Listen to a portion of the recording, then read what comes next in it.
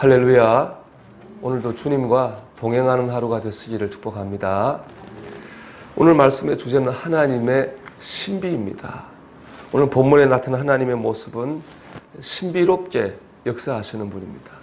오늘 말씀 보면 바벨론의 왕 느부갓네살이 왕된 지 2년에 꿈을 꿉니다.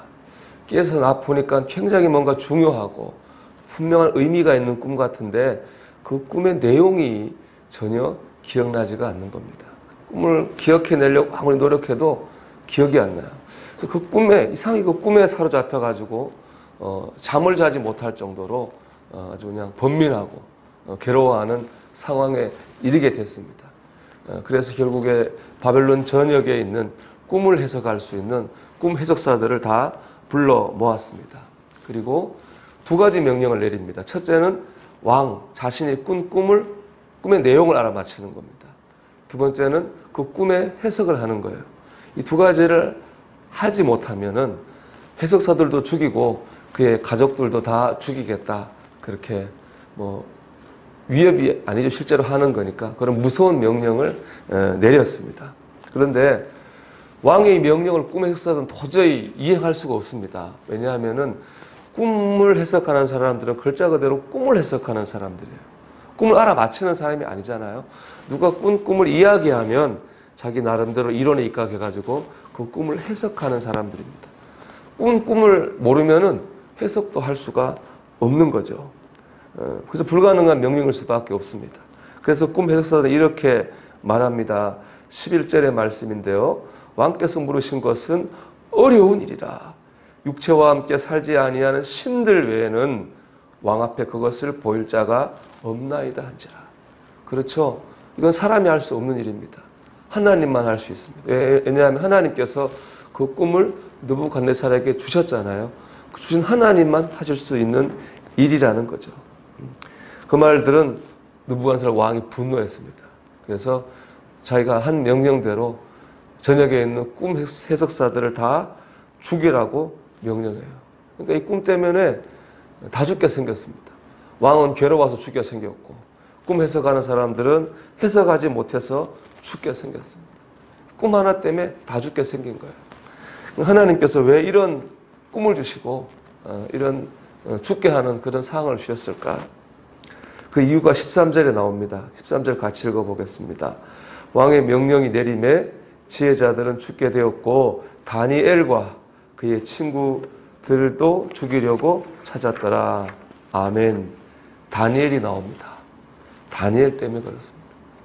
다니엘 때문에. 하나님께서는 결국에 다니엘을 통해서 왕의 꿈을 알아맞히게 하십니다. 또 다니엘을 통해서 왕의 꿈을 정확하게 해석도 하게 하십니다. 결국 하나님은 다니엘을, 이 일을 통해서 다니엘이 하나님의 사자라고 하는 것을 사람들에게 드러내셨습니다. 그렇잖아요. 아까 그 꿈 해석하는 사람들 얘기가 이건 사람이 할 수 없고 그 꿈을 주신 하나님만 할 수 있다는 거 아닙니까? 근데 다니엘이 했다고 하는 건 뭡니까? 다니엘이 바로 그 하나님의 사자라고 하는 것이죠.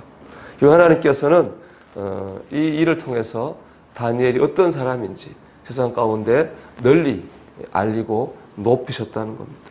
그 꿈은 결국 다니엘을 위한 하나님의 섭리였다는 겁니다.